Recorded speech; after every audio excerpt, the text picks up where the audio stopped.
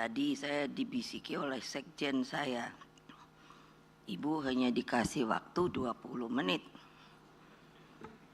Jadi saya terus pikir kan, karena saya selalu suka maunya saya. Kalau di partai saya bisa sampai 3 jam kasih yang namanya kebangsaan dan lain sebagainya. Jadi tadi sambil duduk saya menyindir Pak Mauwarar Siahaan, karena waktu saya baca di sini kaget karena belum belakangnya. Jadi saya usul, makanya tadi Mbak MC memotong nama panjang, diganti sama M Siahaan. Jadi supaya tahu, saya soalnya nanya sama beliau, yang mana nih marwararnya. Jadi kalau boleh saya nanya lagi, mau berapa menit? Tetap 20 menit? Oke. Jadi yang betul-betul Hasto sudah tulis, tapi tentu dengan pointer saya. Karena takut beliau ini, saya kebablasan katanya. Terus saya suka bilang pada beliau, "Loh, kapan lagi mau pidato depan umum?" saya bilang. Apalagi ini para ahli kan. Nah itu, jadi tadi Mbak MC mohon dengan sangat, kalau mau pakai gelar saya juga, situ mesti tahu betul. Jelek-jelek, profesor saya 3, tapi tidak beli. Honoris causa saya doktor itu 10. Ini masih berapa ya? 4 atau 5 lagi ya. Karena waktu Covid kan, bukan saya mau menyombongkan diri, karena saya tadi guyon sama Pak Todung. Pak Todung. Apa tuh namanya ya, kalau bikin terus akhirnya dipakai buat serangan sendiri. Lah saya ini jelek-jelek karena dipanggil presiden, yang bikin MK, yang bikin KPK, yang memisahkan TNI Polri. Terus dipikir tuh gampang, susah loh. Mesti tanya dulu ahli hukum, mesti gimana dan sebagainya, dan banyak BNN, BMKG, supaya tahu. Jadi sekarang kan saya kok bumerang. Loh, ada toh gambar karikatur banteng gitu kan, dikeroyok berapa partai gitu kan. Antara ironis saya merasakan, tapi juga bangga. Yo, sendirian masih keren. Bapak-bapak, ibu-ibu, karena saya juga ada di BPIP, jadi saya mohon dengan sangat, memang saya berupaya melalui BPIP merubah, karena saya orangnya bukan asal-asalan. Saya cari ke arsip karena saya pernah menjadi paskibraka, dan saya ingat yang membuat lagu Indonesia Raya itu kan Bapak Wage Rudolf Supratman, dan saya pernah mendengarkan ketika Bapak saya juga memberikan selalu tidak langsung kepada anak-anaknya pendidikan kebangsaan. Jadi didengarkanlah itu Indonesia Raya 3 stansa. Pertanyaan, kenapa kalau menyanyikan lagu Indonesia Raya cuma 1 stansa? Karena itu untuk, ini Bung Karno juga, tidak ada yang mikir orang lain. Saya tahu betul. Di Istana Merdeka, kami tinggal di situ 22 tahun. Tiang bendera itu dirubah. Dulu bikinan Belanda. Dirubah oleh beliau menjadi 17 tingginya. Ada seperti bunga teratai, lotus. Kalau dari Buddha itu tempat duduk Buddha, namanya lotus, itu 8. Nah 45-nya itu di bawahnya. Ketika ada seorang namanya Pak Mutahar yang diberi perintah untuk membuat bagaimana menyesuaikan, akhirnya 3 stansanya tidak bisa.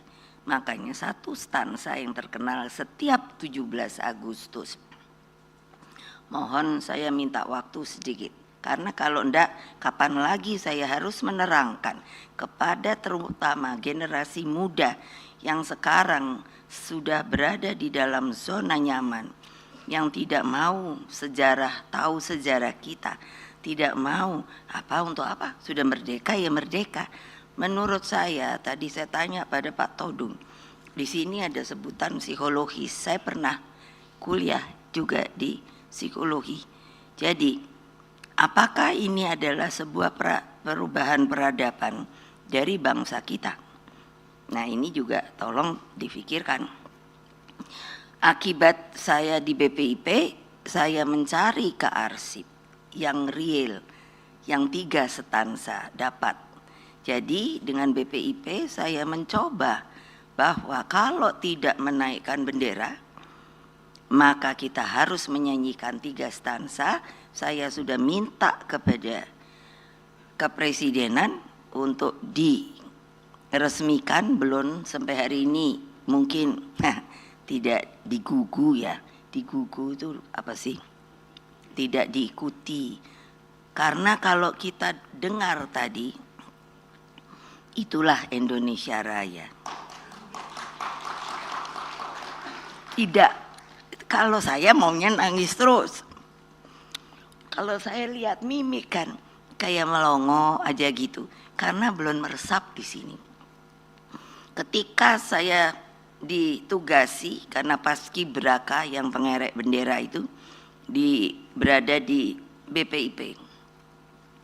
Ketika di IKN kan, jadi yang pertama saya nanya, berapakah tinggi tiangnya? Karena maksud saya kalau memang mungkin itu harus dilakukan 3 stansa. Tapi ternyata kalau mau 3 stansa itu lebih daripada 17 meter. Nah itu saya tidak tahu ada perubahan apa tidak.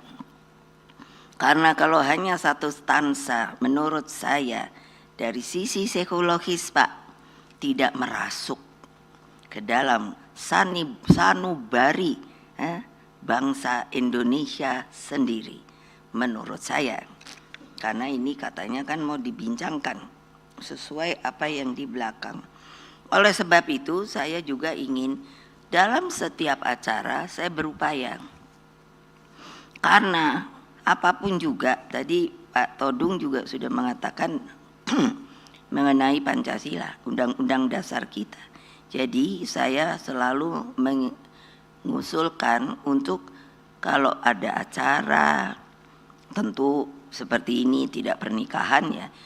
Kalau saya bilang salam Pancasila harus dijawab salam Pancasila. Karena saya merasa untuk mengingat supaya kita meskipun sudah merdeka, saya minta dari ahli-ahli sejarah belum selesai. Berapakah? Kapankah? Ini Kompas. Coba ikut teliti. Mulai 3,5 abad kita dijajah. Katanya, saya suruh menggugat pada ahli-ahli sejarah. Buktikan. Saya bilang kok enak amat ya bapaknya aja masih sempat ketemu istri. Saya bilang 3,5 abad lo dijajah. Terus sekarang anak mudanya ya sudah ibu. Kalau sudah merdeka ya merdeka. Tidak ada lagi sebuah arus ke atas bahwa kita dengan susah payah tahu. Saya suruh Hasto dari sisi kesejarahan berapakah korban dari ternyata katanya mulainya tempur adalah abad ke-16 1511 tapi belum ketemu, hanya ada bekasnya. Siapakah yang mimpin? Berapakah yang sampai 65 masih katanya akan dicari korban. Saya sampai bilang sama Hasto, waktu saya diserang kantor saya, Kuda Tuli kan terkenalnya, itu sampai hari ini dinyatakan hilang itu 23, tapi sampai hari ini tidak tahu kemana. Saudara-saudara sekalian yang saya cintai, salam Pancasila. Kalau mau dirubah lagi Pancasilanya apa? Makanya saya teriak-teriak supaya pada ingat, kalian bisa ada di sini. Dulu apa bisa ada? Ada hotel, enggak. Orang pada mati. Ada 2 orang. Itu kan nanti dibilang, oh Ibu Mega tuh melankolis saja bisanya. No. Ada 2 orang bilang pada Bung Karno, nanti saya kasih ini ya, dengan bahagia saya akan menerima hukuman gantung ini. Mati syahid. Apakah ada? Sekarang hanya bisanya bagaimana berkuasa, bagaimana cari duit. Saya kan tadi bilang ini bumerang. Lah polisi, lah saya mau ketemu Pak Sigit aja. Katanya banyak, Ibu jangan panggil Pak Sigit, ngapain? Orang dia lebih muda dari saya. Saya mau ketemu aja nggak berani sampai hari ini. Berarti apa? Saudara-saudara sekalian, tadinya saya mau teriak merdeka, merdeka, merdeka. Ntar yang di sini karena saya harus lihat toh. Nanti kalau suruh teriak merdeka menggerutu. Orang sudah merdeka kok suruh teriak-teriak merdeka. Supaya di dalam hati sanubarimu, kamu adalah warga negara Indonesia yang merdeka. Kalau tidak dijajah lagi, bisakah kita mengadakannya di sebuah hotel? No. Ingat, saya udah tua loh. Bulan depan saya umurnya 78. Kalau sekarang dulu berapa hari lalu 1 tahunan ini saya selalu bilang saya temannya James Bond 007. Nah coba bayangkan gak ada yang bisa kayak pidato seperti saya ini. Saya dengarkan, aduh lemes deh saya. Jadi dari sisi psikologis yang saya juga ingin tolong bantu saya. Bagaimanakah yang harus membuat seseorang dengan pergumulan yang dapat betul menjadi seorang leader. Bung Karno, saya kan kebetulan kenal semua. Bung Karno, Pak Hatta, Pak Sahri, semua tuh kan dipanggilnya Bung. Saya tanya pada ayah saya, why? Supaya tidak ada batas. Wah kalau sekarang kan seperti saya aja presiden kelima, kadang-kadang saya ya kok kesel ya. Baru mau duduk sudah datang tuh orang kalau dilihat. Tapi ya saya udah diam, itu kan protokoler. Kalau mau berdiri liwat gitu, nanti kan langsung lagi ada yang duduk tentara atau polisi langsung berdiri. Siap, hormat. Tapi kan lama-lama saya pikir nih, ini kan apa sih?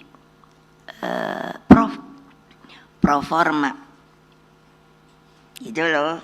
Kalau kapan-kapan diundang dong saya kalian saya ajari sampai 3 jam 4 jam sampai tinggal kalian udah kelenger apa belum lo ya.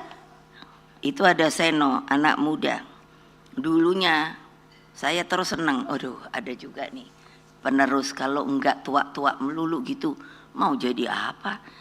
Pertanyaan saya untuk didengar bagi mereka yang masuk ke dalam partai, apa gunanya partai? Bung Karno mengatakan ketika beliau sudah ikut Pak Cokro, makanya baca sejarah, maka beliau bilang tidak ada bisa mengorganisir massa. Nanti kalau dibilang massa komunis, tidak. Supaya tahu juga MPR sekarang sudah mencabut tabnya yang dibikin oleh Pak Harto. Bagaimana Bung Karno itu dikatakan seperti tanda kutip pengkhianat negara. Masuk akal apa tidak? Silakan berpikir yang logik objektif. Ayah saya pada waktu itu presiden pertama, juga mungkin pertama terakhir, karena dijadikan presiden seumur hidup. Terus tab itu mengatakan Soekarno itu pengkhianat, akan seperti mengkudeta. Lalu yang dikudeta siapa? Ayo, yang dikudeta siapa? Bung Karno. Lucu tau.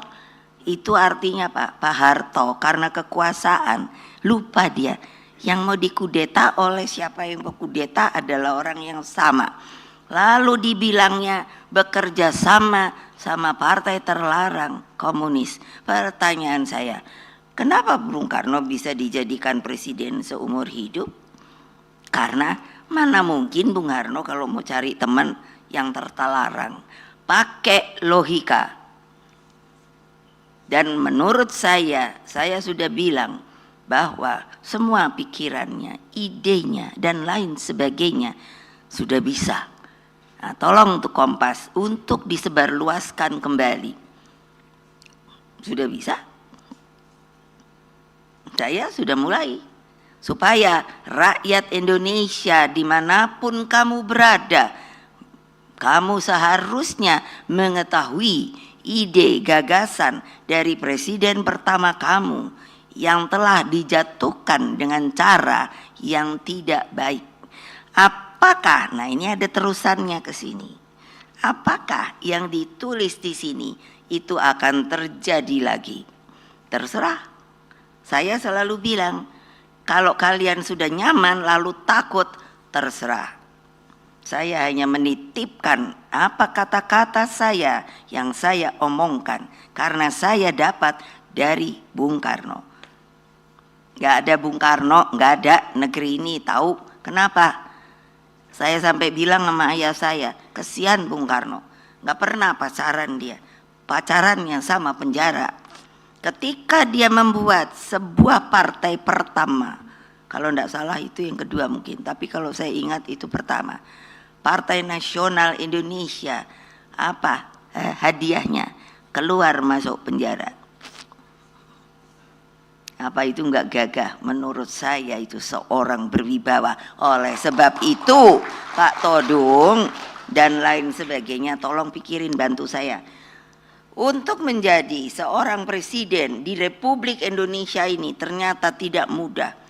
Selain harus pintar, visioner, penuh yang namanya ide, tapi juga cinta pada negerinya. Saya ini sampai bingung. Lah saya iki apa yo salahe? Kan gitu toh, sebagai manusia biasa. Saya nanya, ngomong maunya sama Kapolri. Loh, saya warga negara enggak? Saya kan gitu. Ada, boleh deh cari tayangannya, terbuka. Karena katanya saya mengintimidasi Kapolri. Yeah. Oh iya, saya kalau ngomong emang gini, tapi cespleng gitu loh. Artinya enggak manis-manis, enggak dak gitu. Kenapa? Loh itu kebenaran. Orang kan sekarang senangnya poles-poles. Saya enggak, karena bukan buat saya. Bagi diri saya sudah selesai. Ini bangsa dan negara saya, titipan dari bapak saya. Nah, jadi omongan saya enggak mau didengarkan enggak apa-apa. Tapi kalau tidak didengarkan, saya yakin Indonesia akan menjadi dikuasai lagi oleh siapa? Dipikir penjajah enggak ada, masih tetap ada. Tapi tidak dengan cara dulu. Pasti bisa dengan teknologi dan lain sebagainya. Silakan, mau jadi orang dijajah, saya enggak mau. Saya bilang sama anak cucu saya, jangan sekali-kali mau dijajah kembali. Kita adalah negara di antara negara di dunia, negara yang merdeka. Nah, tepuk tangan aja kan kelihatan tuh nggak meriah. Itu menunjukkan di sininya loh. Betul. Jangan lupa saya bilang, saya pernah kuliah di psikologi. Kalau saya lagi gini, itu saya lihat, saya kritik makanya Mbak untuk membetulkan. Bukan begitu, lebih baik ya Ibu Megawati aja. Saya nih lihat semua, mana yang mengikuti saya, mana yang lagi mikir pacaran. Begitu didikan saya. Jadi suruh apa kalau saya sebagai keynote? Ibu-ibu gitu. Udah Bu, boleh cantik. Di partai saya, boleh cantik. Tapi juga seperti saya dong. Wah, saya bisa jadi presiden. Mengalahkan laki-laki. Kan ada juga itu tulisan. Waduh, banteng betina. Tidak bisa kalah sama apa namanya itu, ada deh saya baca. Terus saya ketawa, lu mana ada banteng betina ya. Anak buah saya dulu kalau ada gambar betina, gambar banteng, dikasih ini anting-anting. Coba, terus saya suka ngomongin, emangnya saya banci apa ya? Lah ya, banteng mana ada pakai anting-anting. Nah, ini titipan saya, tolong pikirkan deh, jangan enak-enak deh. Ini aja Suriah, saya diajari bapak saya ilmu geopolitik, jadi saya sekarang tuh bisa melek. Hanya tidak politik yang kayak sekarang ini, enggak. Orang katanya berpolitik, saya tuh sampai lihat apa saya ini. Saya pernah dulu zaman Pak Harto dipanggil polisi 3 kali, kejaksaan, terus sampai dari jam 8 pagi sampai hampir malam jam 8 lah. Saya datangi sebagai warga negara. Terus saya nanya, ini saya ini mau ditangkap atau apa gitu. Jadi menurut saya rasa takut itu ilusi, tahu. Lah saya datang ya nggak diapa-apain karena saya bisa menyatakan kebenaran. Saya nanya dari pertanyaan bolak-balik, yang mana sih sebetulnya kamu mau nangkep saya? Gitu dong, gagah. Seno kalau buat tepok tangan kamu. Nah gitu. Jangan ikutin orang. Kan saya sambil lihat nih ibu-ibunya. Oh ibu-ibu sekarang, saya itu kan ditawari. Oh po itu namanya glowing gitu loh. Buat muka-muka gitu kan. Boleh. Tapi juga sininya dong, buat kayak Ibu Kartini, kayak Laksamana Malahayati. Wah, kemarin ini diminta Ratu Kalinyamat. Nah kalau kalian cuman dandan apa pakai bedak-bedak glowing, kalau ditanya gugup nggak bisa pidato apa, aduh malu udah gua. Sebagai perempuan, berarti saya ini berarti memang badannya aja perempuan. Tapi laki-laki juga banyak kok penakut. Gile. Nah saudara-saudara sekalian, karena katanya untuk di luar juga, rakyatku yang tercinta, warga negara Indonesia dimanapun kamu berada, ini Ibu Megawati ibumu, tahu? Saya mau ngomong. Nah dengan menyambut antusias buku Pilpres 2024, antara hukum, etika, dan pertimbangan psikologi. Saya sudah dari jauh hari ketika saya menulis Amicus Curiae, saya bilang seorang warga negara juga memberikan pernyataan yang hilang dari manusia Indonesia sekarang ini adalah etika, moral, dan hati sanubari yang sudah tumpul. Hanya ingin kuasa, ingin punya duit, gitu loh. Loh iyalah. Nah dengan begitu lalu gimana? Yang bilang kemiskinan, yang bilang opo tuh supaya semua anak bisa bersekolah apa-apa. Kalau saya sekarang hanya bilang jalankan dengan benar dan berhasil. Nggak usah pakai apa itu. Apalah ya namanya itu ya, hanya ngomong doang lah gitulah.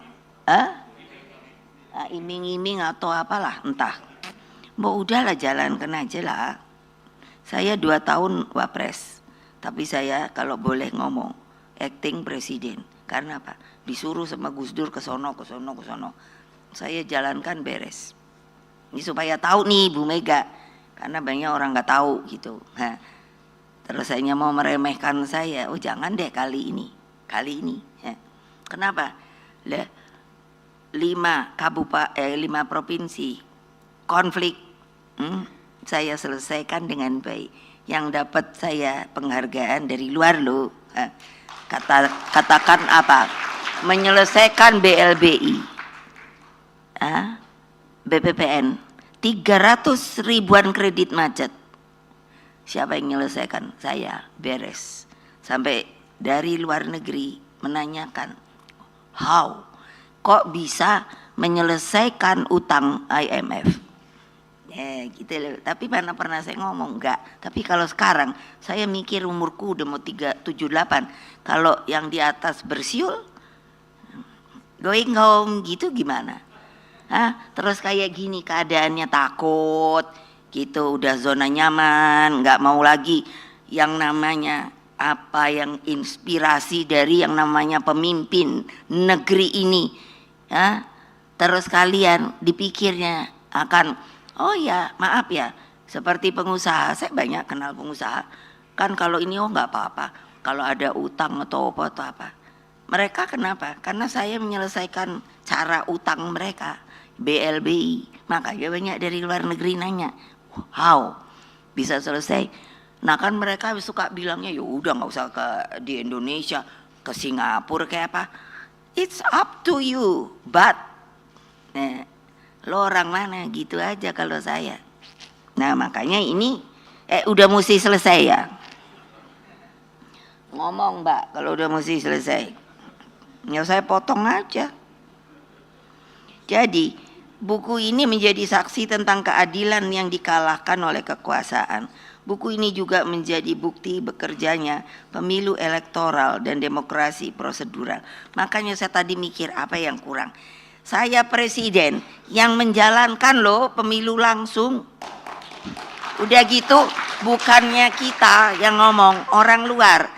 Dinyatakan sebagai pemilu yang demokratis. Jadi bukannya saya mau pakai pujian-pujian, enggak.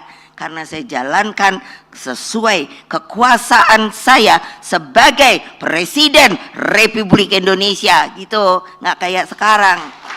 Makanya kok saya jadi bumerang, enak aja. Gawat deh. Iya betul gawat. Buku ini juga menjadi bukti bekerjanya pemilu elektoral dan demokrasi prosedural. Ya memang iya pura-pura demokrasi, tapi padahal enggak.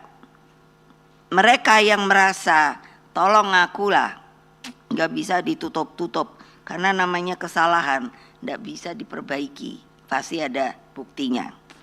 Melalui pemilu elektoral, suara rakyat menjadi objek kekuasaan.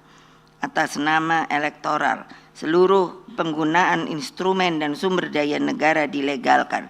Saudara-saudara sekalian, tadi atau kapan ya, Mbak Ani, Menteri Luar Negeri, Menteri Keuangan sudah mengatakan loh, defisit kita berapa? Itu tahu nggak? Yang saya dakdikduk, karena saya mengalami ketika krisis itu, yang saya bilang BLBI itu bisa saya gerakkan kembali dengan berhati-hati. Yang namanya keuangan itu saya tata. Nah, kamu pikir dah kalau udah mau bayar utang gimana atau apa, dolar udah naik. Nanti saya jangan dibilang provokator sama yang berkuasa sekarang ini, enggak. Kenyataan gitu loh, gila deh.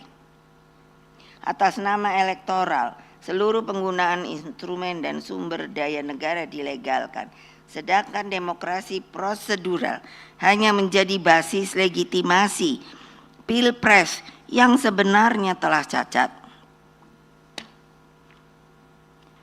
Saya bilang MK saya yang bikin, iya toh? Lah kok jadi yang bumerang tuh kan gini, maunya saya kan baik-baik gitu ya. Wah ini Pak Siahaan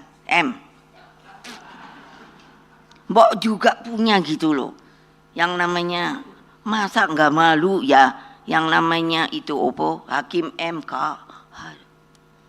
Pak Jimli boleh panggil. Suruh ngaku dia. Saya jadikan dia MK pertama kan. Saya Presiden Republik Indonesia. Sampai saya nyari sendiri gedung untuk melihat MK itu, Mahkamah Konstitusi itu berwibawa di dalam ring 1 loh, di jalan apa kuwi? Nah itu saya yang nyari. Pak Jimli, kamu jadi jaga ini supaya tetap berwibawa. Hai, sekarang melehek. Bilang, udah dah, kalau jadi hakim jangan dah terima duit. No, pada diem tau, nggak berani gitu. Mbok bilang, iya itu bener bu gitu. Pada diem, lihat takut. Duh, saya ngomong bener. Loh, padahal saya bilang itu Pak Jimli suruh panggil. Oh iya mbak gitu, iya loh, udah keren loh kamu. Kenapa sih dibikin MK? Karena waktu itu saya tetap minta reformasi. Bahwa MPR itu jangan diturunkan kayak sekarang. Tapi pada nggak mau, nggak tahu kenapa. Saya bilang itu tentu harus menjadi tertinggi. Gitu loh. Majelis Permusyawaratan Rakyat. Jadi makanya jangan pakai pendek-pendek itu. Beda dengan Dewan Perwakilan Rakyat.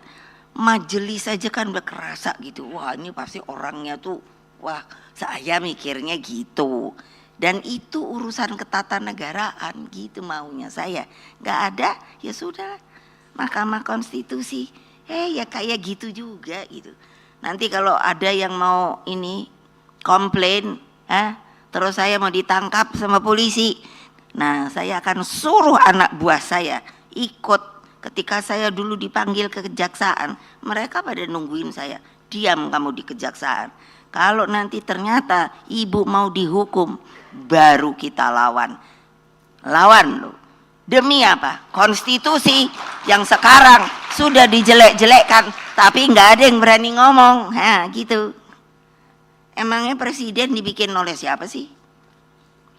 Ayo saya nanya, jawab kalau berani.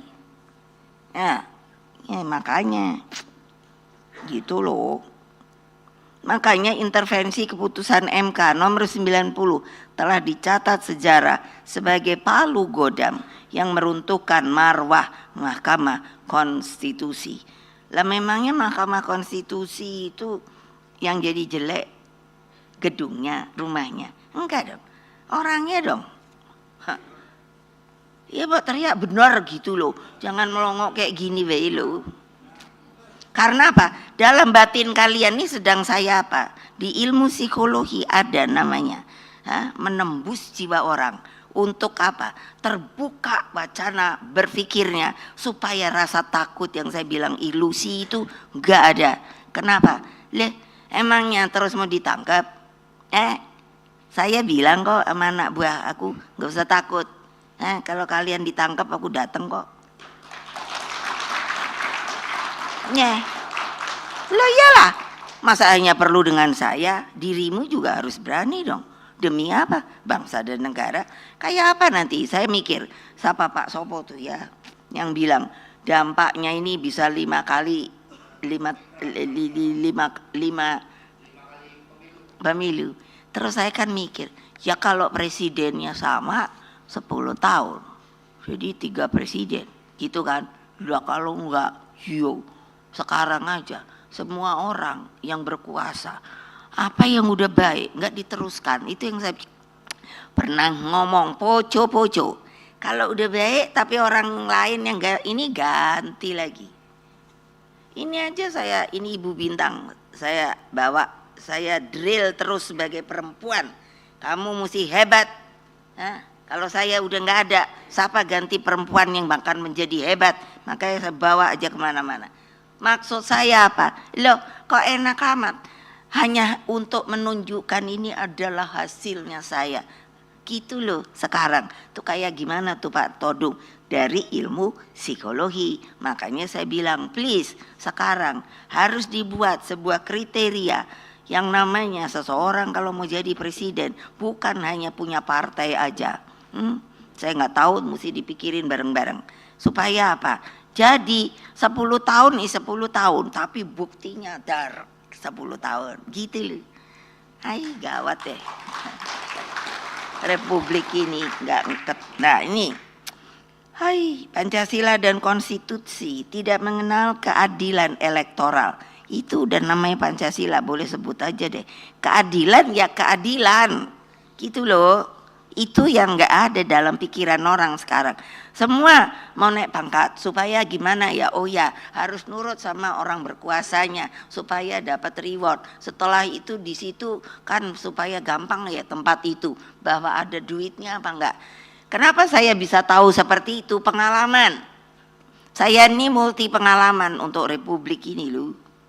Jadi saya tahu orang ini kayak gini, oh orang ini kayak gini. Hai, gawat loh.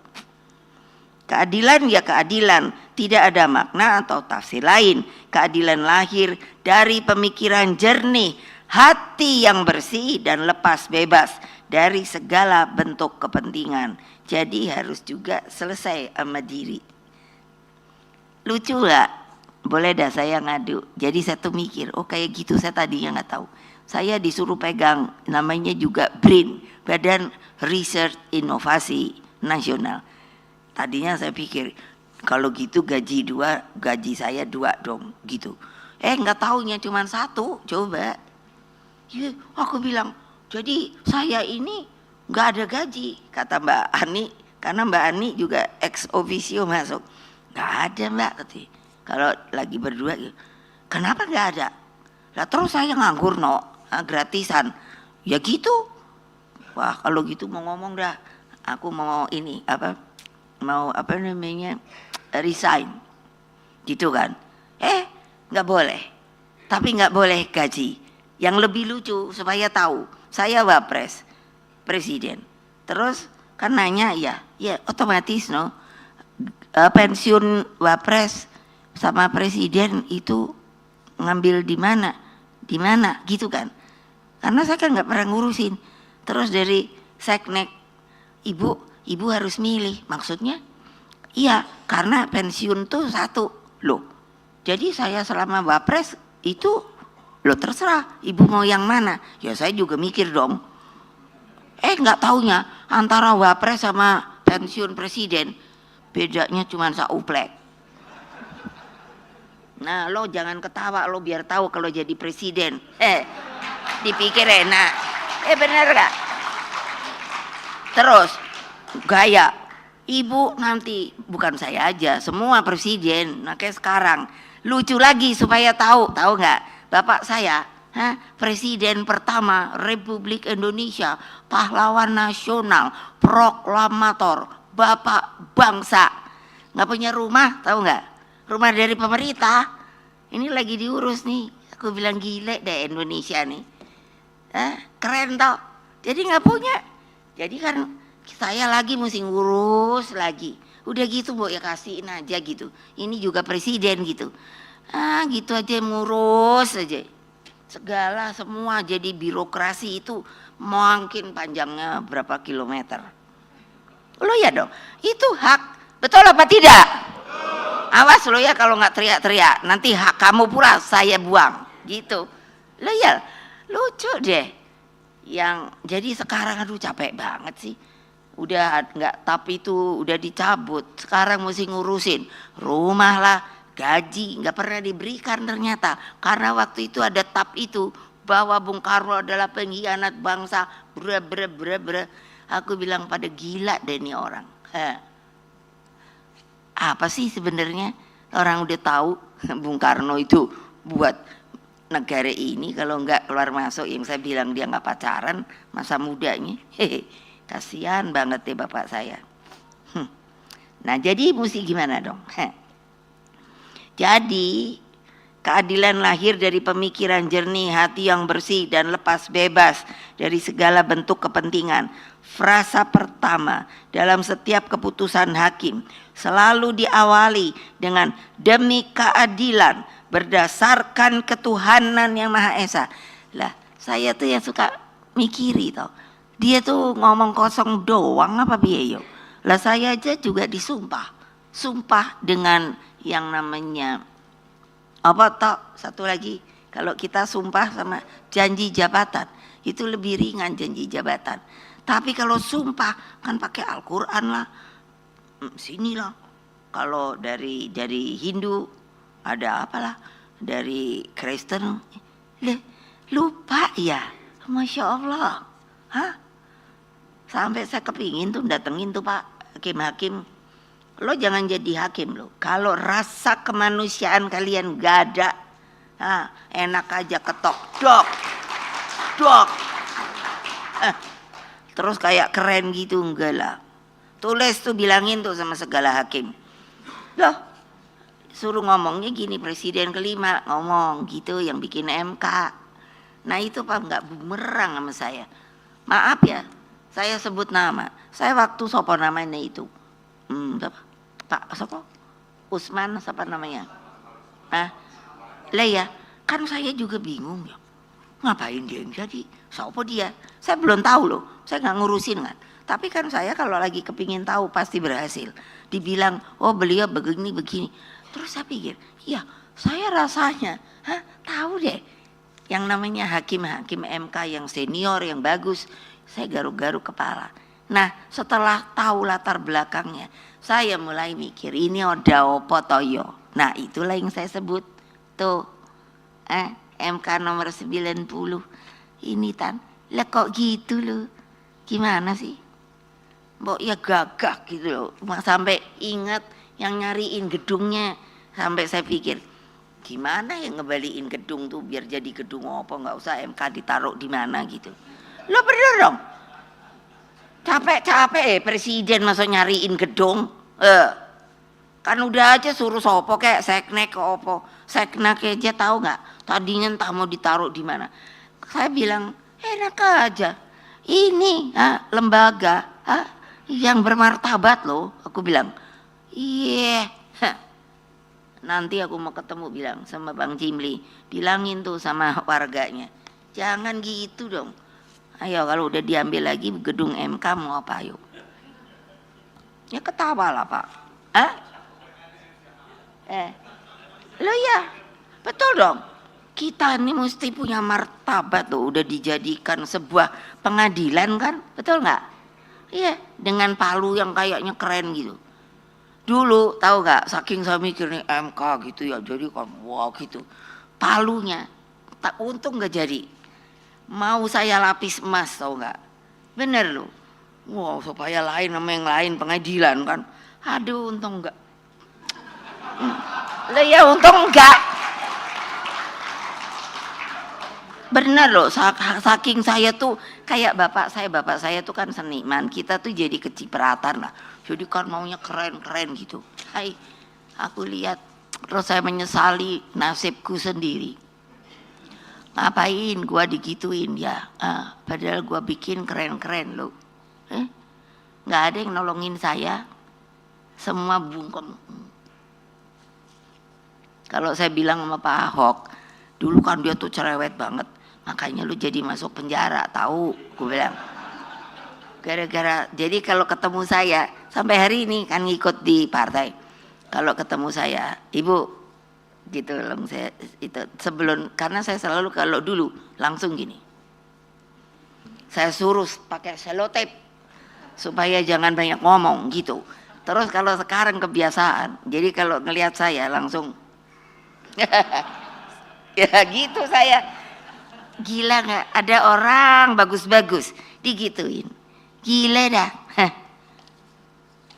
Saya nggak takut, saya begitu. Tadinya mau dimasukkan tahanan mana, nih supaya saya nggak semuanya ini, supaya tahu deh, ini republik kita, tahu, bukan republiknya seseorang.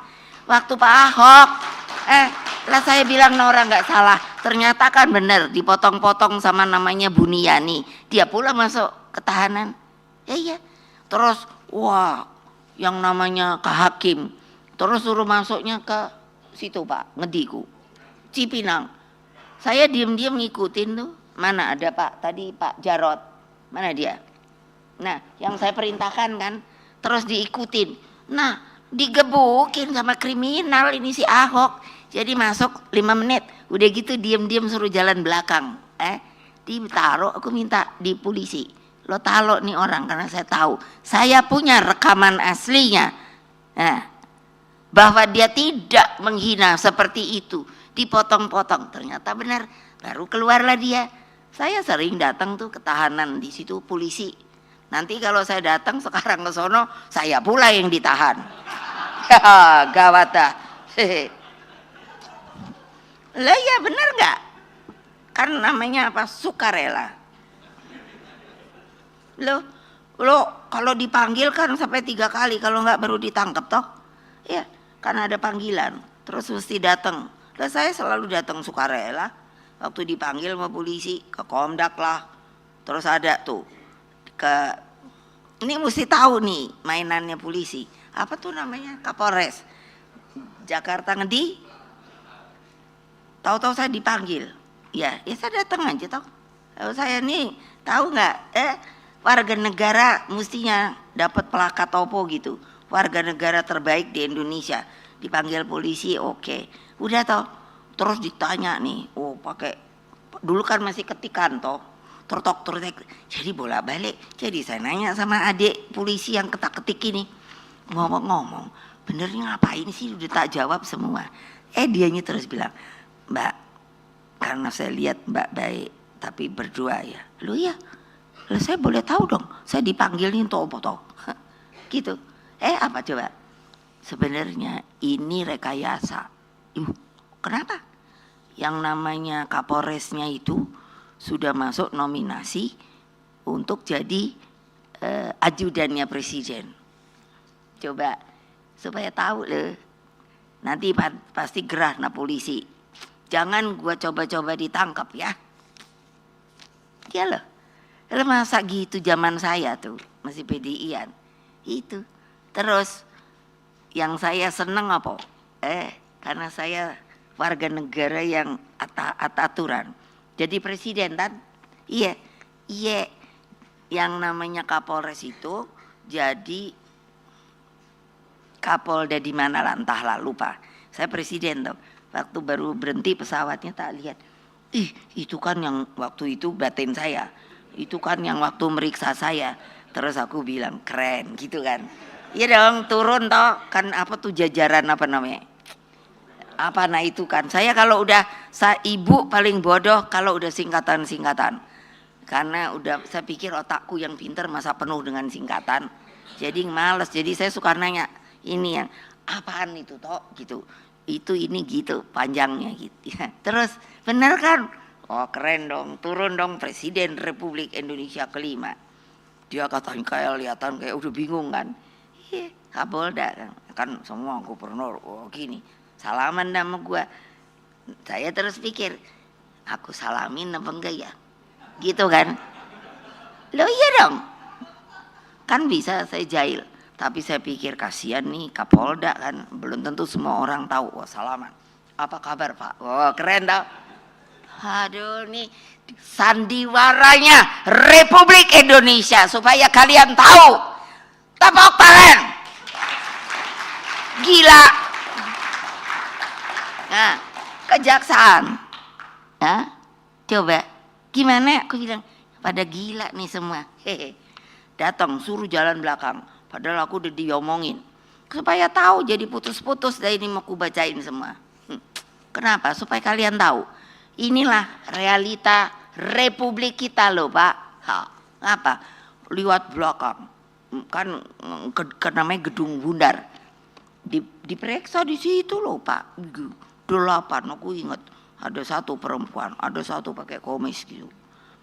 Kayak kereng ya, udah toh. Ini pertanyaan kan selalu nih, udah ada tulisan gitu. Yang ini nanti yang sembarangan yang mana yang mau ditanya, aku udah jawab toh. Iya, akhirnya kok dari jam 8 pagi kalau saya nggak tanya, ini saya rasa sudah semua saya jawab. Jadi yang mau dicari apa? Saya bilang, para bapak ibu kan, belum selesai katanya, masih ada satu pertanyaan. Nah ya silakan, karena saya ini kan seorang istri, pasti suami saya nunggu, anak saya nunggu, boleh telepon apa enggak? Mau sampai jam berapa? Apa langsung mau ditahan gitu? Itu pertanyaan saya. Makanya nggak usah takut gitu loh. Terus apa? Terakhir Bu, apakah Ibu kenal, batinku kenal Mas Sopo lagi, karena ditanya katanya dapat uang, oh dari luar negeri, oh gampang, minta saya, mana di bank mana saya masukkan uangnya, nggak mungkin kan bawa karung gituin. Udah, terus pernahkah Ibu kenal sama naga hijau, naga merah? Aku udah langsung ini naik deh, udah nggak tahan dah gua sebagai warga negara taat aturan. Lain pakai naga-naga. Jadi duduk saya biasanya gini ya, capek kan berapa jam. Akhirnya saya gini. Bapak-bapak, ibu-ibu yang terhormat. Pertanyaan saya, dari menjawab ini saya mau nanya dulu. Pernahkah Bapak melihat naga? Lah, ayo. Jangan ketawa. Itu pertanyaan saya. Mereka sampai kayak mau ketawa tau. Saya udah nggak tahan. Jangan membuat pertanyaan yang tidak ya, para jaksa yang terhormat. Yang namanya pengacara saya nggak boleh masuk. Dia lihat ada kaca gini. Jadi gitu nggak bureng. Pada naik-naik kayaknya nih. Waduh, kayaknya ibu udah mau marah saya. Kalian itu menjadi begini, memverhor saya mau ngomong interogasi sampai lupa saking udah marah. Memverhor saya dengan hal-hal, mana mungkin situ akan menjawab sudah pernah lihat naga, apalagi yang hijau dan merah. Ternyata itu simboliknya apa? Yang namanya NU hijau sama namanya PDI. Gile nggak? Saya bilang sampai verhor. Kalau kalian, saya dengan sabar, karena saya taat hukum. Saya Megawati Soekarno Putri, ngerti bapak saya tuh siapa? Bapak saya keluar masuk penjara untuk sebuah ide prinsip yang benar-benar dia ingin lakukan. Kamu tak gituin, batin gue dimasukin penjara, sebodoh akan duduk di tempat saya, diverhor oleh Belanda yang ada di situ. Diem semua, terus keluar dah kali bosnya ngomong terus aku disuruh pulang. Pak Todung, itu kan republik kita, dengan kepolisiannya, dengan kejaksaannya, dengan mahkamahnya, seluruh hukum Indonesia sekarang ini saya bilang sedang criss cross. Hukum yang benar dimainkan dengan hukum yang dibuat-buat. Tulis itu, silahkan. Saya tanggung jawab. Lah bener dong. Gile. Senang juga tuh saya. Waktu saya presiden, kan apa tuh? Ada gelar apa tuh? Hari jadi kejaksaan toh? Nah itu kan di ruang tunggu nih. Habis ini saya bacain semua ini. Terus apa? Aduh, kan ada, jadi kan di bawah saya toh jaksa agung ya. Di ruang tuh, Pak sini deh. Saya udah mulai jahil tuh. Pak, dulu yang meriksa saya ada di lapangan nggak? Masa toto pucat langsung bilang siap perintah ibu. Aku nanya kok Pak, kok siap perintah? Ada, mau ibu apakan? Loh ya enggak, orang aku nanya ada di lapangan enggak? Ada ibu, gitu kan. Dalam batin saya, hore, lo hormat sama gua, karena kan irup. Dia dong, inspektur upacara. Ya bener dah nggak tahu. Untung saya nggak tahu namanya. Hai, seneng dah gua. Ya kan semuanya hormat, gitu-gitu kan. Wah kan presiden kan dihormati. Dalam batin, syukurin dah lo. Lo ya dong, enak aja. Mentang-mentang kayaknya, ya itu terhormat berkuasa atau apa. Sampai saya bilang, Pak, namanya Pak Rahman kalau nggak salah, iya toh? Saya bilang, Pak bilang sama dia, ntar juga pensiun Pak, nggak ada umur yang panjang. Nah kalian supaya tahu gitu, kenapa sih saya digituin mau? Karena saya cinta negeri ini. Kenapa saya mau datang ke sini? Karena saya merasa umur saya mungkin nggak tahu sampai kapan. Terus kalau ke negaraku masih begini aja, orang penakut, zona nyaman, maunya kuasa, nyari duit, jabatan, duit apa ini. Nah, terus tahu-tahu Ibu Ani bilang gitu, gimana saya nggak perih ya? Gimana saya nggak perih ya? Hah? Yang namanya negara dibuat dengan keluar masuk bapak saya, hah? Dengan namanya kalau nggak salah dari 1511 abad jadi ke-16. Kalau nggak salah dari, betul nggak? Apa namanya? Itu perang itu yang meninggal 23 juta. Can you imagine? Dengan sekarang bisa kayak gini, pikir dong, kayak apa itu orang tuanya. Saya ajarin anak-anak saya, cucu-cucu saya, kamu bawa juga ke Taman Pahlawan. Di sana cari ada nisan tidak bernama. Boleh dibuktikan ke Kalibata. Seluruh saya kalau pergi, saya pergi ke situ. Saya hormati. Nggak ada yang memberikan bunga. Padahal dia sudah merelakan jiwa raganya buat membangun republik ini. Gile nggak? Nah, karena kalian hanya senang, nggak mau tahu pengorbanan. Masukin tuh Pak, benernya dalam buku. Nanti saya tolong bisa lampiran. Berapa juta rakyat yang telah berkorban untuk berdirinya yang namanya Indonesia Raya. Insaf. Insaf. Keluar dari sini insaf, tak liatin tuh. Sambil gini kan saya mulai mengenal orang kan. Nggak ngerti nama tapi saya tahu. Saya katanya ini saya tinggi gitu. Karena juga saya katanya punya ini photographic memory, boleh tanya sama psikolog. Jadi saya tuh suka gini tuh lihat teret gitu. Bukan niat apa-apa, cuma saya ingat gitu. Saya pernah ketemu orang ini gitu. Itu kelebihan saya, makanya kenapa saya diberikan sampai gitu gelar-gelar. Saya suka nanya, nanti kalau saya dipikir saya beli gimana? Yang ngasih ini, saya suka tanya sama yang ngasih, ya tidaklah. Ini semuanya otentik, itu, nah gitu.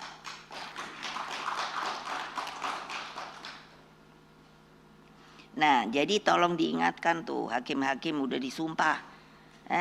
Saya bukan Gusti Allah dengan sumpah pakai Al-Quran kalau Islam. Artinya kan dia bertanggung jawab ke sana loh. Jangan lupa. Lo ya bener. Lo bener lah omongan saya. Kalau enggak ya jangan mau disumpah. Tapi berarti nggak jadi hakim, no? Kenapa disumpah? Kan saya suka nanya.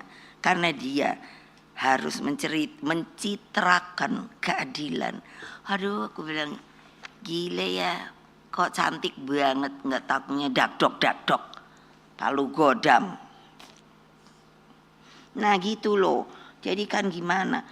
Itulah keadilan yang merupakan keadilan harus menjadi mantra suci yang bersemayam dalam sanubarinya para hakim hingga lahirlah palu emas. Itulah saya mau balut sama emas. Untung gua nggak bikin dah. Ntar kapan-kapan palunya dijual juga. Aduh gila dah. Gawat nggak? Ya ini kan didengerin berapa kota? Nah, dengerin dah. Jadi juga tolong ingat, hakim itu juga manusia tahu, presiden itu juga manusia tahu. Semuanya dicatat. Kalau Islam di sini ada 2 malaikat. Betul apa enggak? Kalau nggak percaya tanya. Di sini yang kanan katanya yang nyatat baik-baik, yang kiri yang nyatat yang jelek-jelek. Namanya Rokib sama Atib apa Akib. Dia tahu? Iya loh. Jangan lupa bilang tuh sama hakim-hakim. Gila dah. Lalu kita minta keadilan tuh kepada siapa? Coba Bapak, saya maaf ya. Nengoknya ke situ terus supaya situ nggak bungkem. situ sampaikan sama teman-teman, nih Ibu Mega bilang, yang bikin tuh MK. Saya kayak ditampar, tahu nggak? Gile, siapa dia? Ternyata hanya mau supaya urusan umur. Ya Allah, Mbok ya udah taati aja kalau sebagai warga negara. Nah, keadilan Palumas ini tidak boleh ditransaksikan dengan cara apapun. Nah, sebab di dalamnya tercermin keadilan Tuhan melalui para hakim. Inilah seluruh imajinasi yang saya bayangkan ketika menjadi presiden kelima itu dan mempunyai mandat untuk membuat Mahkamah Konstitusi. Tadinya kan saya pikir, enak banget yang jadi hakim ya. Itu apa, ketoknya itu sepertinya dari dia keadilan itu. Tadinya saya nggak mau, tapi kan amanat sebagai presiden, ya tak bikinlah. MK tidak hanya menjadi benteng konstitusi dan demokrasi. Roh kelahiran MK menempatkan para hakim MK sebagai simbol keadilan itu sendiri. Dan inilah makna sikap yang sudah tidak ada kenegarawan hakim MK. Kehadiran MK sangatlah penting guna menyempurnakan sistem politik Indonesia. Sebab sejarah mencatat ketika demokrasi hanya dipimpin oleh kekuasaan pada masa Orde Baru, maka yang terjadi adalah rekayasa selalu pemilu. Karena itulah MK menjadi penjaga terakhir demokrasi melalui kewenangannya menyelesaikan sengketa pemilu. Nah ini kayak gini aja. Aku udah duduk. Orang udah diumumkan, jadi untuk apa ada KPU? Udah diumumkan, masih ada yang mau ngomong, nggak sah. Aduh, heran deh. Kekuasaan otoriter Orde Baru telah melahirkan krisis multidimensi tahun 1997. Itulah ketika saya jadi wapres gitu. Makanya saya ketiban, saya bilang itu sampah. Sendi-sendi bernegara rusak akibat tiadanya kemerdekaan rakyat untuk berserikat, berkumpul dan mengeluarkan pendapat. Krisis berhasil saya selesaikan melalui proses saya menjadi presiden sampai tahun 2004. Dalam kehidupan demokrasi saat itu, kita melangkah lebih maju dengan menempatkan kedaulatan rakyat dalam pemilu. Seperti tadi yang saya katakan, itu dinyatakannya sebagai pemilu yang paling demokratis, bukan orang sini, orang luar. Hadirin sekalian, kalau Mbak saya mesti selesai ngomong ya. Sistem demokrasi memerlukan topangan sistem hukum. Sistem hukum mencakup peraturan perundang-undangan. Pertanyaan saya, banyak perundangan itu yang sudah bagus, tapi kan pelaksananya tetap manusia, institusi dan aparat penegak hukum, budaya hukum dan tertib hukum. Beberapa pakar hukum dan tokoh masyarakat sipil nongol dah. Seperti Profesor Mahfud. Pak, iya. Saya baru mau ngomong ini. Tahu-tahu saya lihat dia nongol. Profesor Todung Mulya Lubis, Profesor Sulistiowati dan Dokter saya senang banget tuh sama Bu Fitri, ada nggak ya? Nah, gitu terus Bu, kayak saya pokoknya. Betul, ngablak aja Bu. Kalau umpamanya, prosedur ditangkap itu harus ada surat perintah penahanan kayak pemanggilan kayak gitu loh. Kalau 3 kali gitu. Terus kalau mamanya baru sekali aja ditakut-takutin. Banyak Pak pengacara baik gitu loh. Pokoknya kita bantuin dah. Gila enak aja. Mosok Pak ini sopor. Pak Usman Hamid dan lain-lain banyak banget telah mengingatkan bahaya rule of law. Rule of law. Yang kini berganti menjadi rule by law. Gitu loh. Komisi pemberantasan korupsi KPK misalnya, yang seharusnya bersifat independen dan telah saya dirikan sebagai garda terdepan pemberantasan korupsi dalam praktek sering terlepas dari berbagai campur tangan kepentingan kekuasaan. Demikian Polri, Pak Polri, dengerin ya.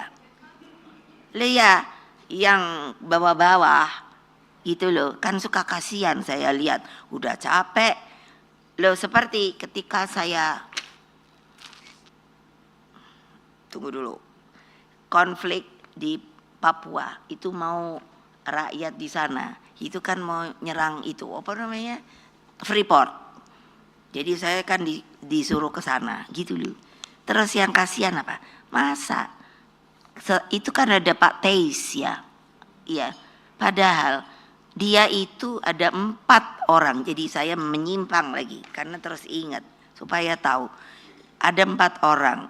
Pak Frans Kaisepo, Pak kok bisa lupa, Pak Teis, ada 2 lagi. Tadi kemarin udah ingat, sekarang lupa lagi. Yang menjadi penggerak yang disuruh oleh Presiden Soekarno mematangkan untuk perebutan Irian Barat.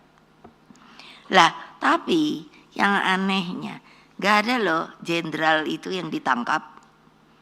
Selalu kan kerocok yang ditangkap. Ya loh, karena alasannya dia yang melakukan dan itu salah perintah. Kesel saya. Masa gitu? Hanya dengan, lah ya terang dong, dianya menjalankan perintah. Kalau nggak jalanin perintah, diturunin pangkat. Makanya aku panggil, Polri, aku ini yang bikin kamu Polri, ini aja saya suruh, fraksi saya, coba sih pingin tahu reaksinya. Nanti kalau kayak gini terus udah masukin ke Mendagri, gelisah toh,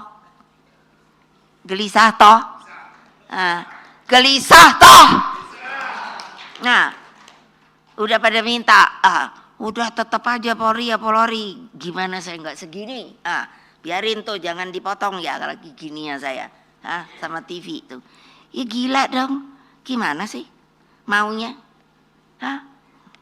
coba pikirkan, ya, coba saya kan lihat kok pangkatnya opo yo, apa ya saya ini suka lupa pangkat pula, kalau kombes itu kan koyok kolonel ya, nah kalau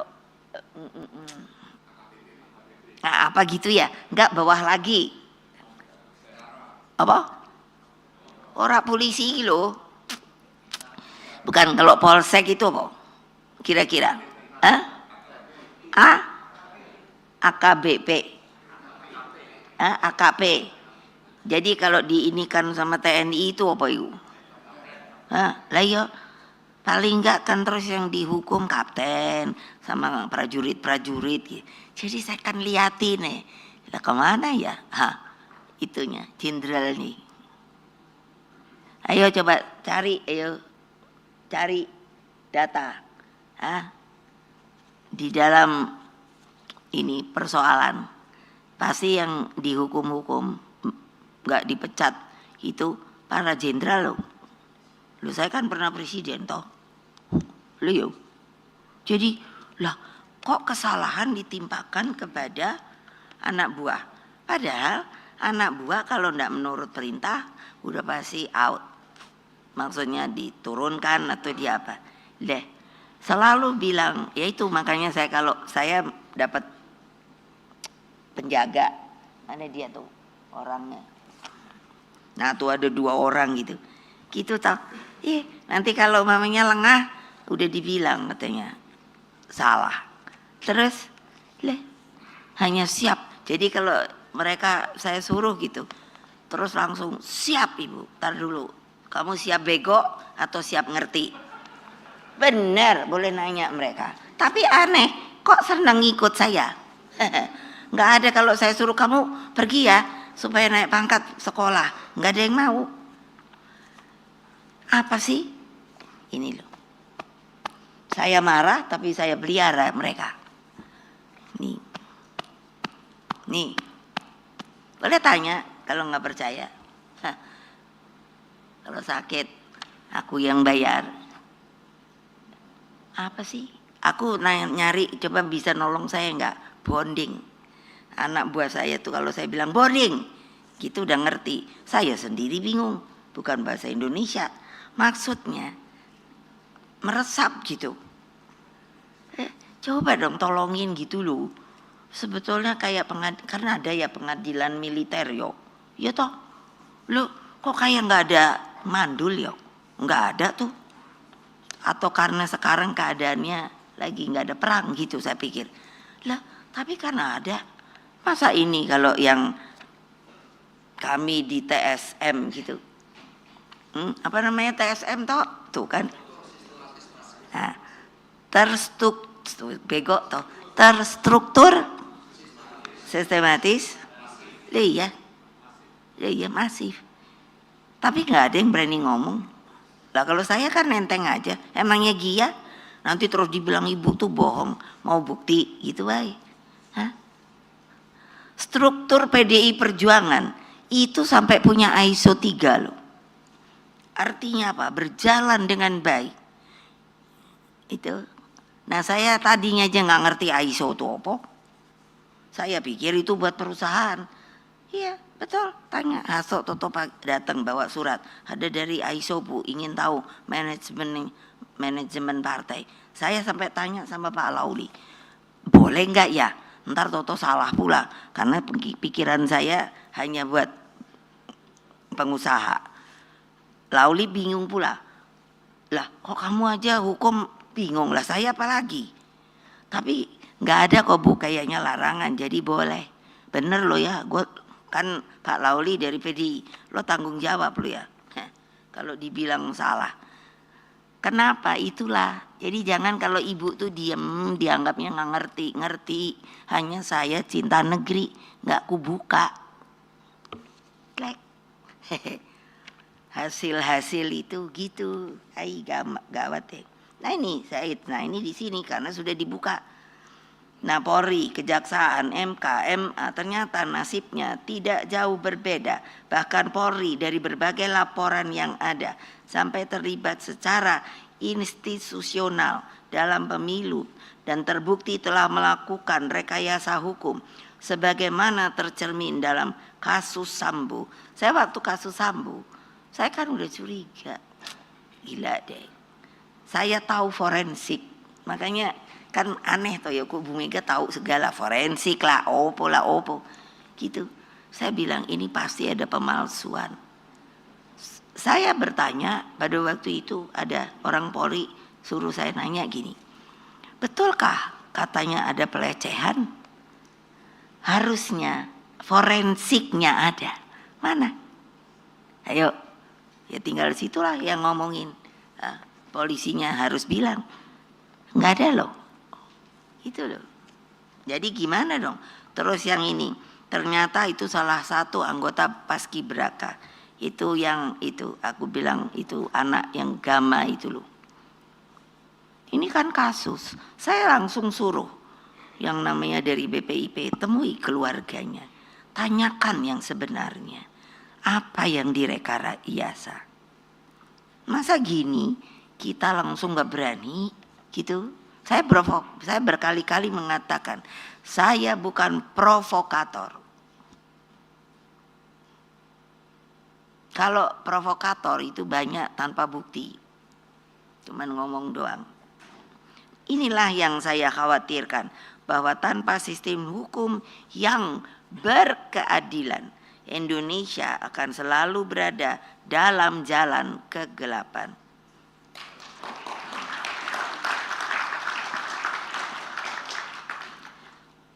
Kalau nanti dibilangnya lagi, oh Ibu Mega tuh rupanya niru-niru komunis. Saya kalau anak buah saya itu boleh nanya sama Seno, ya.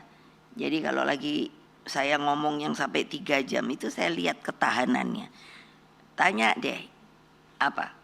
Nanti kan ngantuk ya? Iya, ntar kan aku lihat. Karena saya gini kan, gitu loh. Benar loh, bukannya maksudnya nakutin, enggak. Akan saya lihat. Karena saya bisa tahu mana yang mengikuti, tapi mana yang hanya ya asal hadir, apalagi yang tadi saya bilang kali ingat pacar gitu. Di tempat saya untuk menjalankan disiplin, kalau udah saya lihat mula-mula gini, langsung kamu out, cuci muka, kan tentu malu dong, iya dong. Itulah disiplin kami. Kamu mau dengerin apa tidak? Kalau enggak silahkan keluar. Berapa kali perempuan juga ada, kesian juga kan, tapi siapa suruh jadi anggota partai gitu loh. Itu harus benar-benar disiplin gitu. Kamu harus masukkan apa yang saya omongkan, karena omongan saya tidak ada kebohongan, tidak ada yang namanya tadi provokator atau apa. Saya mengajarkan kepada mereka Satyam Eva Jayate. Kenapa? Itu dari Buddha, sang Gotama. Ya, saya ambil karena bagus banget disebut begitu. Kenapa? Kebenaran pasti menang. Wah, keren dah. Nah, pertanyaannya kapan menangnya, kan gitu. Nggak tiba-tiba kan muncul. Kita yang mencari kebenaran itu ini di tempat ini. Kalian kalau mendengar saya, kita harus cari kemenangan dalam kebenaran. Nah, hadirin sekalian, rakyat Indonesia yang mendengarkan saya, bangunan sistem demokrasi, sistem hukum, dan sistem kepartaian yang sehat harus menjadi penopang tata pemerintahan negara. Dalam sistem inilah seluruh peradaban bangsa dibangun. Jadi kan gini, umpamanya akumulasi persoalan tuh, pendidikan, kesehatan, hingga kemiskinan, menurunnya martabat bangsa di dunia internasional. Semua yang cinta bangsa ini sering bertanya, bagaimana dengan kebangsaan Indonesia kita? Itu Pak Todung. Jadi menurut saya, masukkan pikiran saya, permulaannya adalah ketika Bung Karno sudah dinyatakan TAP itu dicabut, maka idenya, pikirannya, semuanya harus kembali kita pelajari. Bukan karena saya anaknya, karena saya baca semua. Inilah tokoh-tokoh bangsa. Pak Hatta ekonominya, meskipun perbedaan dengan Pak Sahril itu, kalau saya masih ingat umur berapa ya, kira-kira 3-4 tahun, tapi saya kan memori saya kuat. Jadi kalau lagi rapat apalah gitu kayak gini, nanti gantian deh, namanya bapak saya mangku saya, terus udah itu nanti Pak Hatta, saya ingat nanti kalau udah Pak Sahril gitu, jadi kayak muter gitu. Cuman yang lucu, makanya saya sering ingat, mereka itu ternyata bahasa Indonesianya rusak. Yang mereka betul, jadi Melayu. Jadi kalau lagi rapat gitu, mula-mulanya yang Jawa bahasa Jawa dijawab sama yang Jawa, yang Sunda saya ingat karena itu saya di pangku-pangku. Terus saya lama-lama makin gede, rapat tuh apa ya kayak gitu toh. Tapi kalau udah debat, wah keluar deh hot verdam gitu. Aku tadinya nggak ngerti apa itu yo. Saya nanya, itu kan sebetulnya cercaan toh. Iya, kalau marah. Tapi udah gitu ya ketawa-ketawa gitu. Ibu saya suruh masak segala. That is, jangan dipikir ini nostalgia, tahu. Itulah citra para pendiri bangsa. Berbeda pun mereka tetap akrab. Bapak saya, ketika Pak Sahril sampai mesti ditahan, dia bilang sama Pak Sahril, Bung, semuanya dipanggil Bung kan, Bung, nanti Yai masuk, gitu kan pakai Yai gitu, tapi jangan khawatir, Sus, panggilnya Ibu kan Bu Sahril, Sus. Saya dulu pikir itu kue sus apa bukan ya?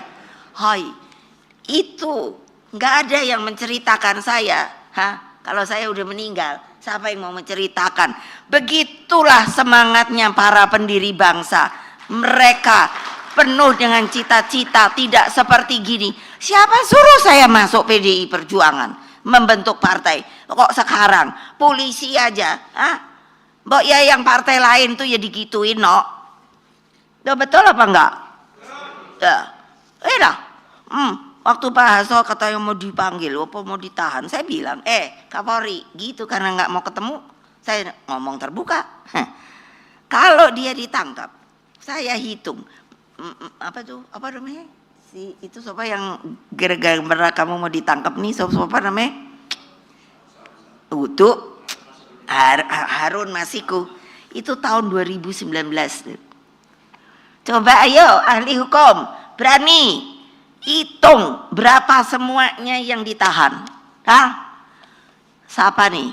Sampai tahun segini nih, ayo. Kan semuanya diblok. So, what do you do?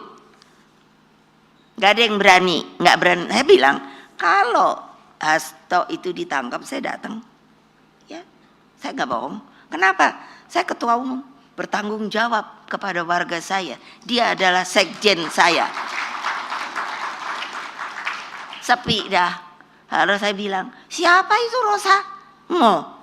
Katanya apa? Ininya KPK. Tapi mau pakai masker, pakai apa namanya topi apa kuno sing ada depannya ku. Ya toh?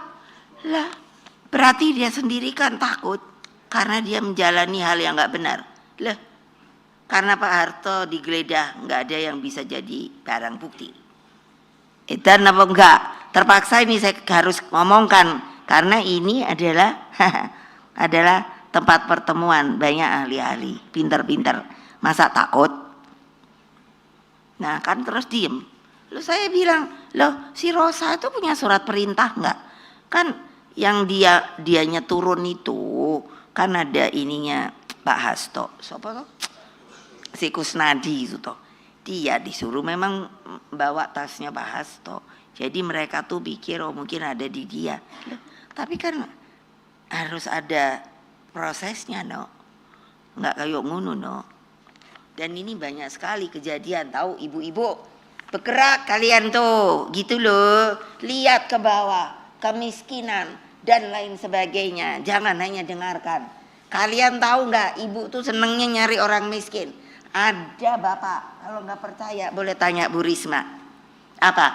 Tidurnya di kandang kambing. Aku dikasih anak-anakku tuh maksudnya anak PDI, karena tahu saya suka nyari orang miskin.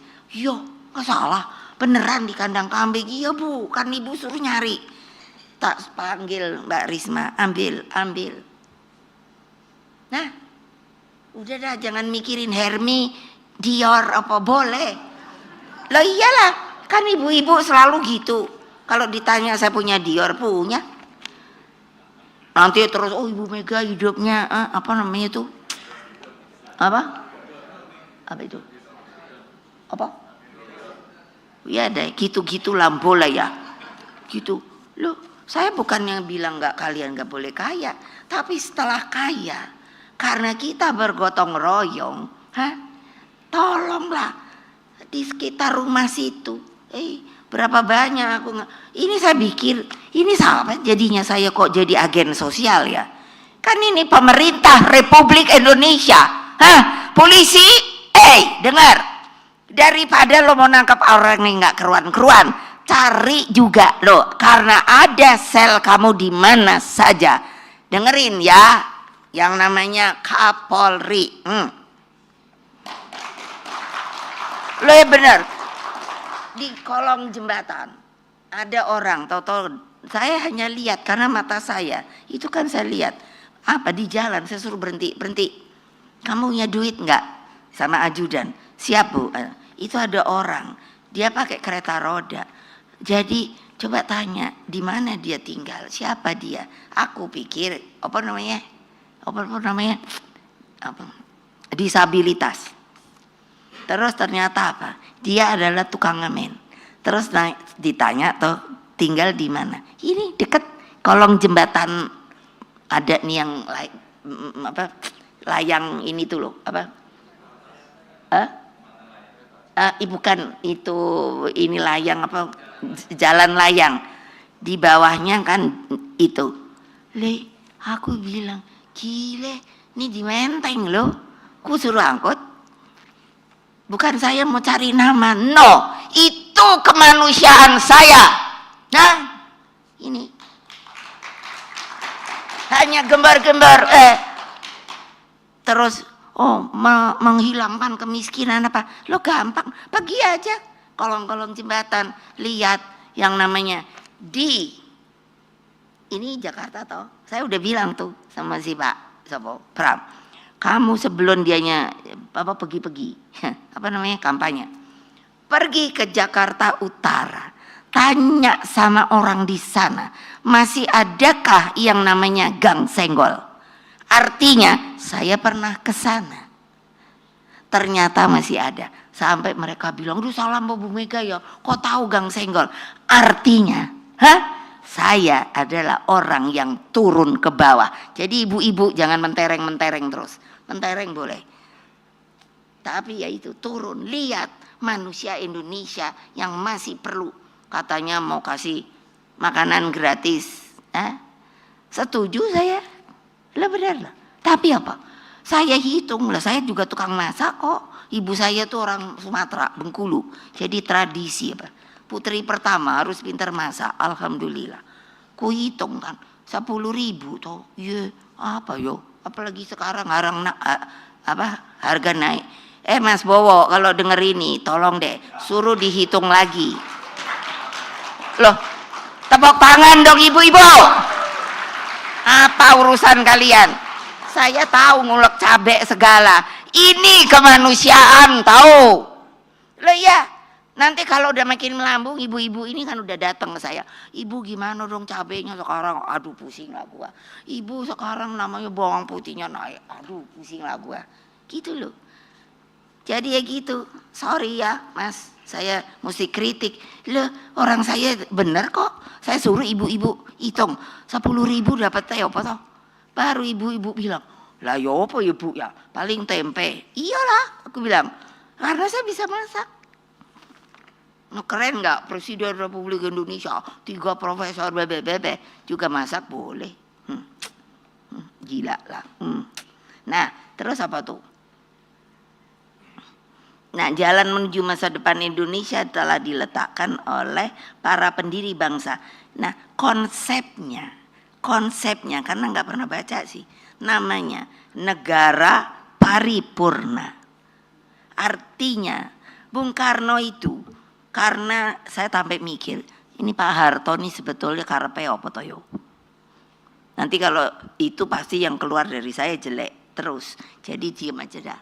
Jadi maksud saya, Bung Karno itu konsekuen dengan mengatakan dari para pendiri negara paripurna. Paripurna itu kan artinya selesai.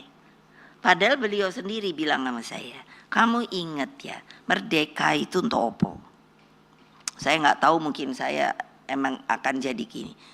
Ya apa saya mana tahu, itu hanya jembatan emas. Terus saya kan bilang, lah buat apa susah-susah merdeka Pak kalau nggak ada rumahnya? Lihat dong logika, hanya jembatan emas. Tapi aku terus koreksi, oh Bapak benar ya, kita yang suruh kerja ya, yes, untuk bikin namanya negara paripurna itu. Loh, kalau Majapahit aja, kalau lihat dari ekskavasinya keluar kan yang namanya ini dari emas-emas, cincin lah opo. Saya bisa bayangkan, zaman dulu aja bisa gitu, apalagi dengan kita, hidup yang benar, rakyatnya makannya benar, kemiskinan praktis sudah ndak ada, terus bisa sekolah kemana aja, gitu loh. Kapan mau selesai? Itu pertanyaan saya. Itu paripurna. Makanya ideologi Panca itu sangat visioner. Demikian halnya konstitusinya, perumusan kalimat dalam pembukaan dan seluruh pasal-pasalnya sangat bernas. Desain masa depan Indonesia telah dinyatakan dulu, ada orang supaya lihat fisik, namanya gedung pola. Sebagai cerminan konsepsi pola pembangunan semesta dan berencana. Bayangkan, Bung Karno itu memang visioner, makanya saya pikir, mengapa dia menjatuhkan Pak Harto, Bung Karno? Sampai dibuat begitu.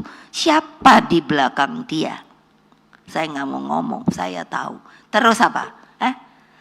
Itu pola pembangunan semesta berencana itu, makanya sudah digambarkan di gedung pola yang sekarang masih opo enggak itu.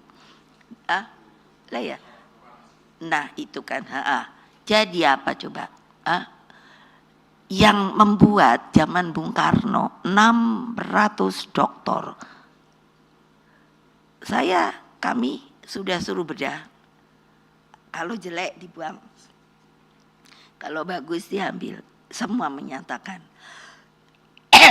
itu apa? Bagus semua. Kenapa nggak dijalankan? I don't know. Sampai sekarang yang saya bilang pocong-pocong. Loh, apa tiap presiden dulu nggak berkehendak untuk menghilangkan kemiskinan? Iyalah. Lah tapi orang di kandang kambing aja nggak kelihatan.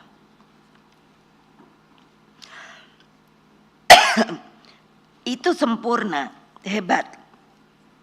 Gambaran Indonesia Raya mampu dengan baik, makanya seperti tadi saya katakan oleh Wage Rudolf Supratman dari syair Indonesia Raya. Coba deh, kalau saya selalu mau nangis.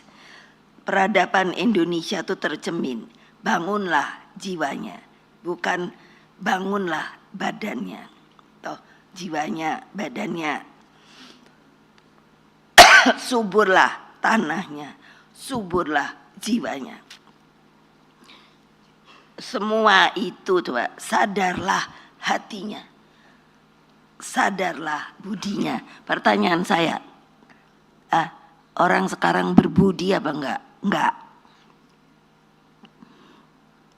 Loh iya dong. Makanya saya bilang, Polri, kamu tuh saya yang bikin lo. Gimana saya enggak kesel?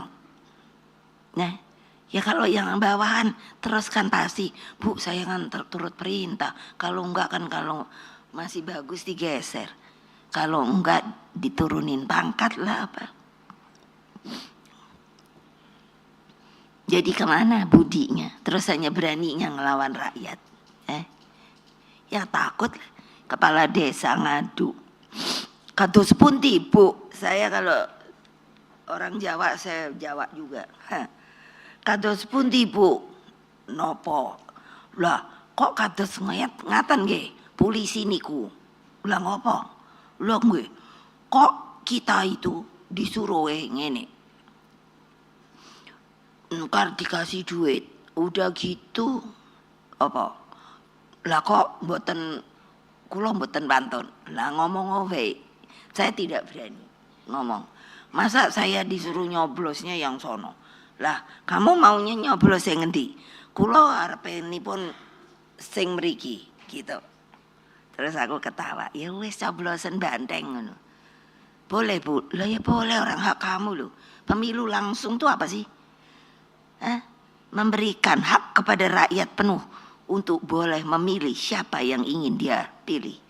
Gitu. Nah ini kan udah gak jelas. Orang disuruh ini. Siapa ya? Ada surveyor. Aku tuh sampai mikir pinter banget. Karena di psikologi saya belajar statistik. Statistik itu juga untuk survei.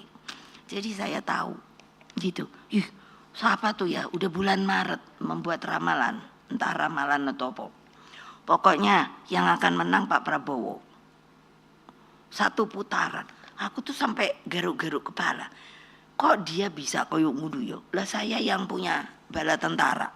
Saya ketua umum partai. Sah. Lu kok bisa ya? Oh aku udah bilang, wah ini direncanakan. Gitu baik. Kok susah amat. Gawat ya. Gawat toh. Saya baca ini aja saya bilang gawat.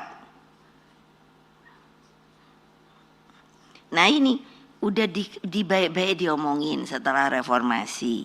Karena dianggap kalau presiden keliwat lama gitu kan. Nah udah oke. Kita putuskan. Hanya boleh 2 kali. 5 tahun kalau kepilih lagi. Nah ini kok digituin gitu loh. Makanya nggak tahu nih di buku tebal nih ada nggak kayak gini-gini ya. Etika moral dan peradaban yang baik adalah modalitas kemajuan peradaban bangsa. Jangan sepelekan hal tersebut. Sejarah mencatat bagaimana ketika etika dan moral kebenaran itu hilang, diabaikan, dan hukum jauh dari keadilan, maka yang ada adalah nanti tirani kekuasaan. Nah kalau cuman kuasa gitu doang, ya kalau udah main senjata, watak tirani ini kini berubah bentuk menjadi otoritarianisme baru. Meskipun dibungkus dalam wajahnya yang nampak santun dan populis sekalipun. Apa yang terjadi saat ini adalah titik terendah praktek etika, moral, dan hati sanubari kehidupan berbangsa dan bernegara. Hukum menjadi alat kekuasaan. Aparatur negara yang seharusnya netral pun disalahgunakan bagi kepentingan elektoral. Profesor Ikral Nusabakti mengatakan bahwa diperlukan, saya sampai hitungannya kayak opo yo. Udah itu kan berarti 25 tahun toh. Betul nggak? Udah gitu kan ganti-ganti toh presiden. Nah kalau presidennya api, nah kalau presidennya ora api, pusing saya. 5 kali pemilu untuk memperbaiki kerusakan demokrasi yang terjadi saat ini. Tapi saya juga cocok. Lah karena apa? Lah saya kan tadi bilang saya yang menyelesaikan BLPI sampai mendapat award dari luar negeri. Karena Indonesia katanya itu bisa lepas sebagai negara pertama dalam krisis. Itu benar. Gitu loh. Nah ini utang aja deh, mana sih yang pinter itu apa nulis utang? Utang kita berapa sih? Kasihan deh Mbak Ani. Dia waktu ketemu saya, Ibu kenapa sih aku disuruh jadi lagi? Coba kasihan nggak? Udah, Mbak, demi bangsa dan negara Mbak, nyuwun sangat. Udah dia diem. Terus dia, aku waktu dibilang gitu, aku pergi ke kuburan orang tua, wow. Aku nangis geru-geru. Lah ngopo? Aku bilang, nanti kalau Mbak Ani, ngapain aku diomongi kayak gitu-gitu? Dan beliau dijadikan ex officio di BRIN. Nah terus kan, ya bener no. Ya itu kan, lah tapi coba deh pikir. Ayo, siapa orang yang ngerti sekarang keadaan keuangan? Boleh sebut nama ke saya? Saya nyari aja sampai pusing. Panggil Pak Soba. Pak ini saya Menteri Keuangan saya, Pak Budiono. Saya diskusi. Pak Jaton. Karena kan dianggap kita itu zakon kabinet. Wah keren. Aku bilang, Mas tolongin dong. Siapa ya kira-kira bisa diusulkan sebagai Menteri Keuangan? Waduh aku ya udah mikir Mbak. Pusing aku. Lah kok kuno pusing lah. Aku ya tambah pusing no. Kalau sama beliau kan ngomong Jawa. Artinya apa? Kalau nggak kejadian nih bayar utang. Ntar ya tanya aja sendiri. Tapi saya terus terang udah gini, dak gitu. Gawat.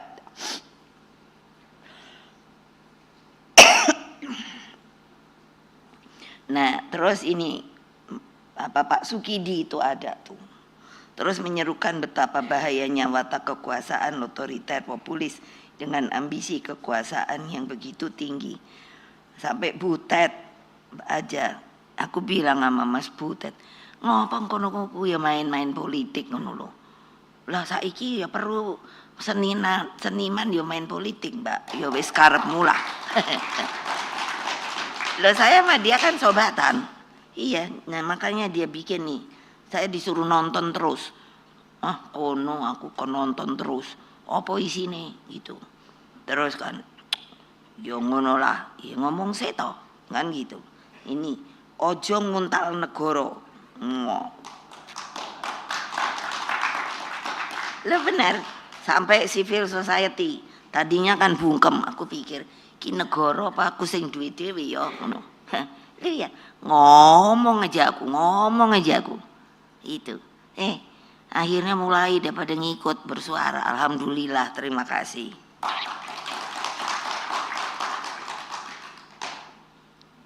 Tapi jangan menyerah, sama seperti saya.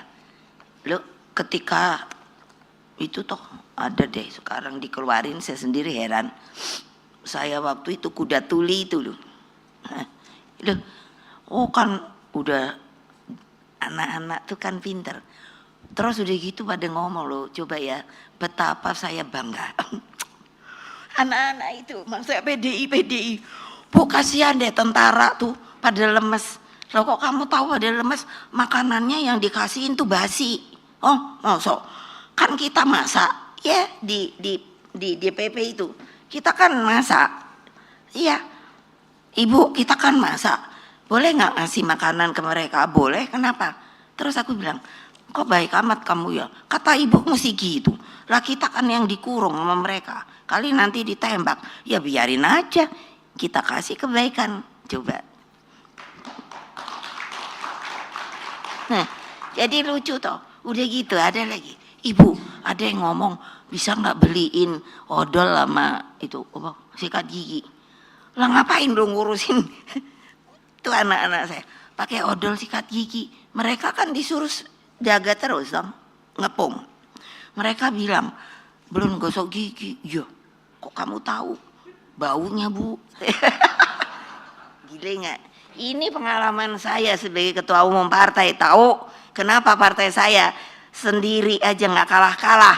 Karena kami itu bonding, tahu nggak? Ini hari ini saya diundang tumben sama si Bahlil. Yo kan HUTN apa Golkar. Terus saya suruh sopo yo? Tadi bukan situ toh. Yang saya suruh ke sana siapa ya? Oh Pak Utut. Ketua fraksi. Terus aku tuh mikir, aku bilang Mas toh.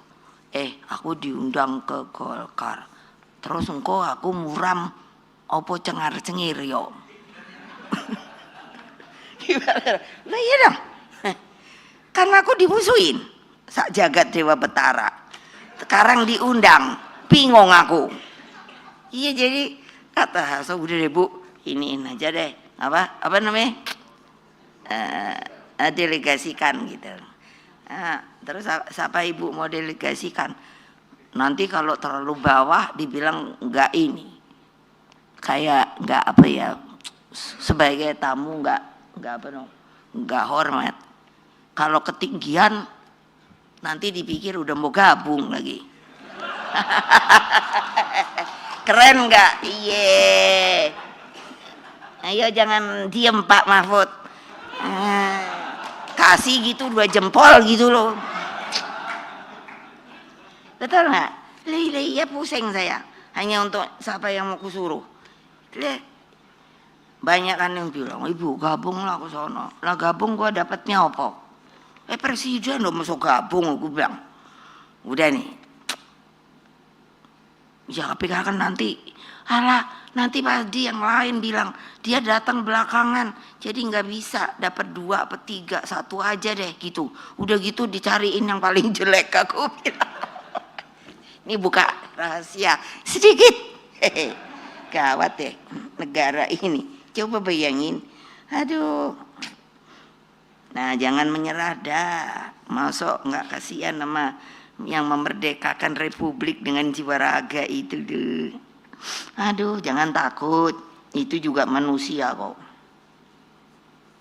Dan juga apa sih? Nggak ada deh yang bakal abadi. Aduh. Iya. Lah saya aja juga pensiun jadi presiden.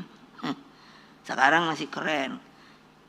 ini katanya udah diminta oleh seluruh ini anggota partai secara aklamasi kalau ada kan nanti apa kongres, ibu mesti jadi lagi. Enak aja emangnya, gua nggak boleh pensiun.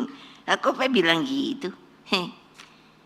Ini biar kedengeran. Kenapa? Karena aku juga udah ada nih berita. Nanti di kongres, karena sekarang kurang bisa berhasil, katanya di kongres juga mau diawut-awut. Saya sengaja nih supaya pada kedengeran dah. Coba kamu mau awut-awut partai saya. Ya yang keren ngapa sih ya tepuk tangannya? Berarti kalian nggak simpati sama saya, tahu nggak? Setengah hati. Atau ada juga barangkali di sini 2 kaki. Ojong guyu. Ya kalau berdua ini udah tahu tabiatku. Jadi bukan sebagai hanya Megawati Soekarno Putri, tapi saya berbicara sebagai anak bangsa yang telah ikut tuh. Berdarah-darah, tahu kalian belum ngerasain berdarah-darah.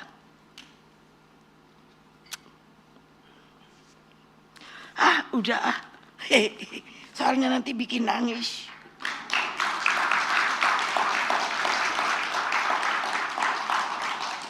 Terima kasih. Wassalamualaikum warahmatullahi wabarakatuh.